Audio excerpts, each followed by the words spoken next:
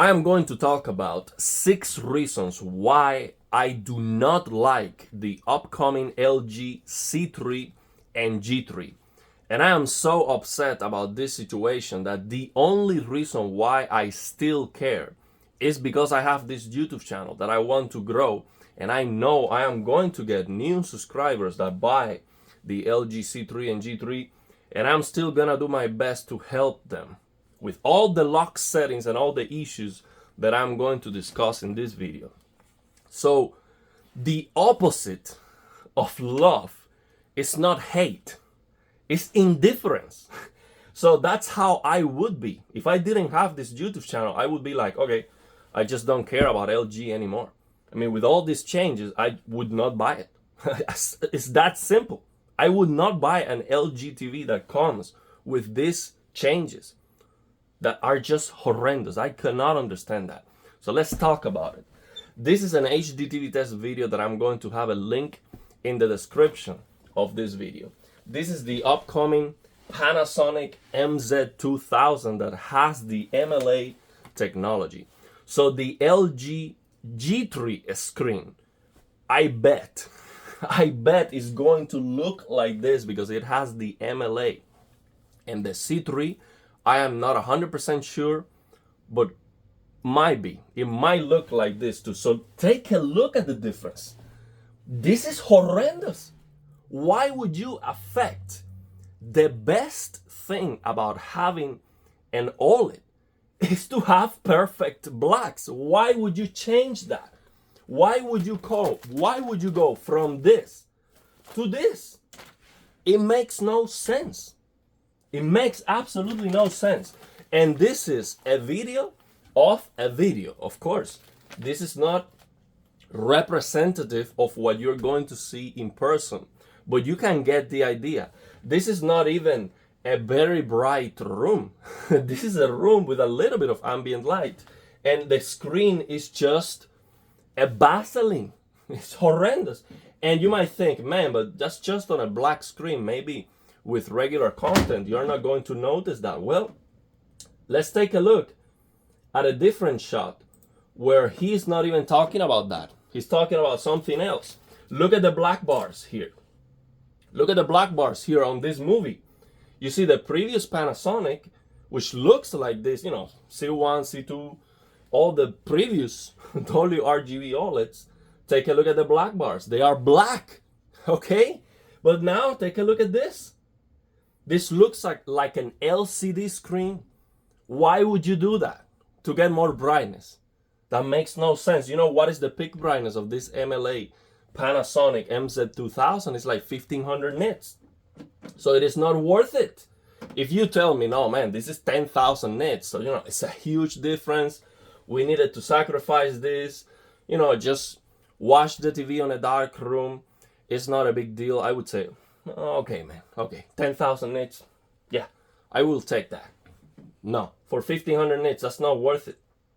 So look at the peak brightness. 1500 nits. So the LG G2 can do like 900 to 1000 nits. Why would you affect the black levels for this difference? It's not worth it. Absolutely not worth it. And the full screen brightness is like 200 nits. Let's see. Yeah, it's like 200 nits full screen brightness. It's not worth it. Absolutely not worth it. So let's talk about the second thing. There's no support for 120 black frame insertion, which is something that's a deal breaker for me. I have an LG C1 and OLED Motion Pro High at 100. So I am counting that as one reason by itself, because that's how I play most of the games at 100 FPS, 100 Hertz, and it just looks fantastic. So when you move the camera, you don't get that blur. You don't get that blur. That's horrendous. When we play games, we're moving the camera all the time. So the input lag is fantastic. The responsiveness is fantastic. And it just looks so good in motion. There's no 100 black frame insertion. There's no 120 black frame insertion. Of course, 120 is even better. Okay, if you can get 120 FPS on a PC, it is just next level gaming, in my opinion.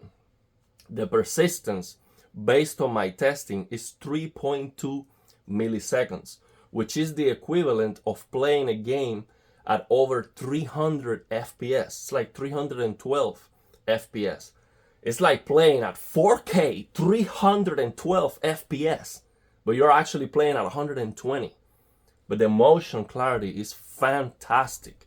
So there's no longer, so on the C2, G2, there's no black frame insertion at 100 or 120. We don't have that here either because they are using the same panel, just with the MLA. So the C3 peak brightness is about the same as the C2 because it's using the same panel, okay? They're just adding for the G3 that MLA, which is those mirrors in the back, just to throw. Is more efficient because it throws all the light to the front and do not waste the light to the side, something like that. So you get more brightness because of that technology, which is something very good, but there's just too many drawbacks. So let's see what else we have. We have so many lock settings. Oh my God. LG TV Test showed on a video, when you use a PC with full chroma 444, basically all the settings are locked. All the settings, you cannot control the black level. You don't have access to black frame insertion at 16 and nothing is locked. You don't have access to the sharpness slider, to the color depth. On SDR, you do not have access to the contrast, to the peak brightness. It's just insane. It's like an Apple TV, like an Apple product, and everything is locked. It's just turn it on. It has to work. Otherwise, I don't like it. It's something like that. It's just stupid, man. It's stupid because what they are doing basically is, here's the thing. I know that most consumers, they do not care about these details, okay? They are never gonna be tweaking settings. They are never gonna be accessing to the service menu, and that's okay. That's fine. They are still going to buy the TV, and they are not affected by this. But then the enthusiast community is affected, and they will not buy the TV because of that. So why would LG do that? Like, if they do not want regular consumers to go to the service menu or to change settings or whatever, regular consumers are not going to do that anyway. Okay? Only enthusiasts are interested in doing those kind of things. So the only thing that they are accomplishing by doing that is just preventing some people from buying the TV. It's that simple. So you should not be worried about people changing things if they are not gonna change things anyway. It's just insane. So it might be that if you do not use this button that I showed on the previous video, I'm gonna have a link in the description of this video to what I'm talking about. Maybe if you do not use that 444 new button that we have, and if you instead just use the HDMI on PC mode, maybe those settings are not going to be locked. But that wouldn't make any sense. So why would you lock the settings if you're using 444 with the button, but you would not lock the settings if you just use PC mode? That would not make any sense. So I strongly believe that they're gonna be locked anyway. So it's just terrible decision. Now, one of the biggest deal breakers, in my opinion, is this situation here. You cannot turn off TPC and GSR. So what is TPC? Take a look at the difference here in this shot. This is what happens with TPC. So now, to be fair, maybe they fixed this situation, okay? Because this is not actually something desirable. So TPC is supposed to dim the screen when it detects a static content, okay? So the problem is that sometimes when you have a low brightness scene that is not changing the ABL, it is not changing the APL, the average picture level. then the TPC mechanism will kick in. So basically, if there's no brightness changes on the scene and the scene is low brightness, then it becomes even darker. So if you're watching a horror movie or something that is very dark for a prolonged period of time, this mechanism, this dimming mechanism, is going to kick in and make everything even darker. So the TV is basically unusable. Horrendous. So maybe they fix that situation because that's not desirable. This is supposed to work when you have something that is going to give you, like, burning, like something very bright, and the TV doesn't want to be displaying that same thing all the time, which I don't care. I want to turn it off anyway. Okay? And actually, Hollywood studios are purchasing these LG OLEDs in huge quantities, and they have to be able to turn that off.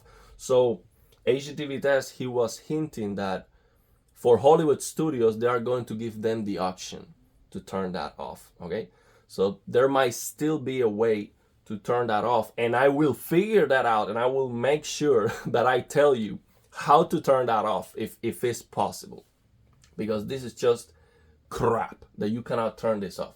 But now let's say that they fix this situation, this doesn't happen anymore because this is not desirable, so at least they fix it for low brightness scenes. Okay, but we're still going to have GSR, which is basically going to dim the screen when you have logos. And guess what? When you're playing a game, most likely you have logos on the screen. So you're going to lose brightness with those logos. And here's the problem.